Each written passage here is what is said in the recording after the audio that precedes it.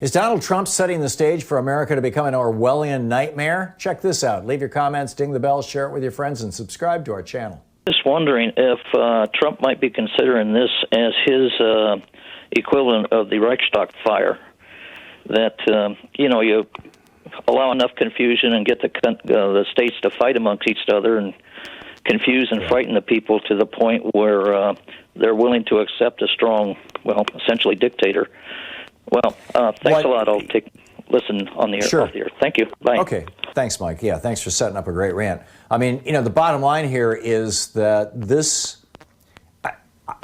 demonstrates a danger that I've been talking about this for 3 years, that Donald Trump and in particular Trump and Bill Barr are moving the United States in a direction where if you had a president who was actually competent, competent at being evil, competent at being a dictator. If you had a president that was as competent as Viktor Orban, for example, then we would be in deep doo-doo already, because he has radically increased the power of the presidency.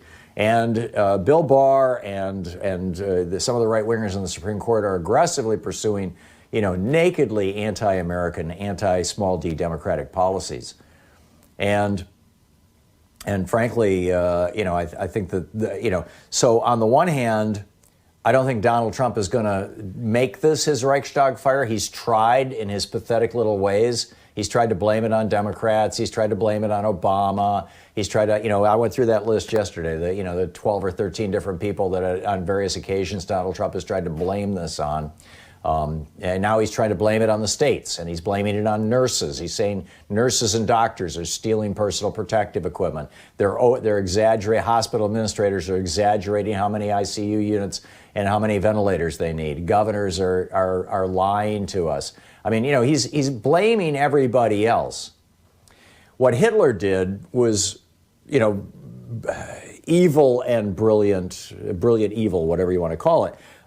Because the Nazis, there's still a debate among historians whether Marius van der Lubbe was hired by the Nazis or not. He was a young man in his 20s who was almost certainly a schizophrenic and probably a paranoid schizophrenic. He was mentally ill. And he was smuggled into the basement of the Reichstaggebäude, the Parliament building, their Capitol building. He was smuggled into the basement, and the Parliament building. All the giant walls of it were hung with these tapestries, some that went back to the 1200s, right? These giant tapestries that were very flammable. And he was apparently smuggled in. There were several buildings whose basements interacted with the basement of the Reichstag, but they appears to have come out of one of the office buildings that was controlled by the Nazis. And Marius van der Lubbe ran around with a torch and set on fire, a bunch of these hanging, what do you call them, and tapestries, and it turned the building on fire.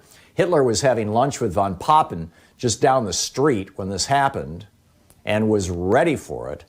And when the fire happened, Hitler ran to the front of the fire, or ran to the street in front of the burning Parliament building, and got a microphone. The media was there. It was radio back in those days.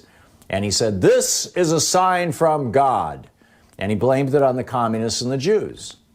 And he said, "We need strong leadership now that we're under attack." Hitler knew how to exploit a moment like that. Donald Trump is too incompetent to do it, at least so far.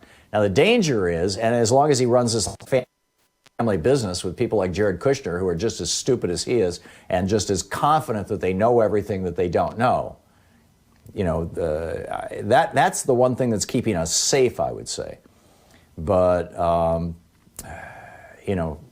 if or when Trump leaves office, if another Republican comes into office who is willing and competent to go down the road that Hitler and Stalin and others have gone down, Trump has plowed the soil for them.